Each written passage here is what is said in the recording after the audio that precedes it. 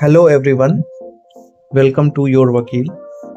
Imagine someone commits frauds, hides behind a company, and then says, "You can't touch me because the company is a separate legal entity." Can the court really do nothing? No. This is exactly where the concept of lifting the corporate veil comes into play. In my previous video, we learned that a company has its own legal identity separate from its shareholders and directors. This legal protection is known as the corporate veil. But this protection is not unlimited.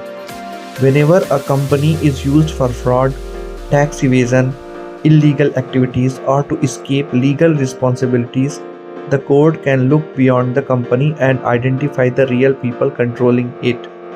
This is called lifting or piercing the corporate veil. Let us look at the most important situations.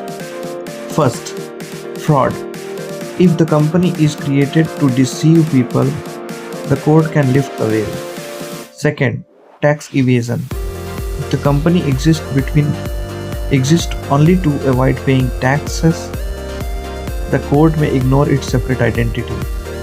Third, sham or dummy company. If the company exists only on paper and has no genuine business purpose, the veil can be lifted. Fourth, agency relationship. If the company is merely acting as an agent of its members, the court may hold the real person responsible. So remember this one important line for your examination.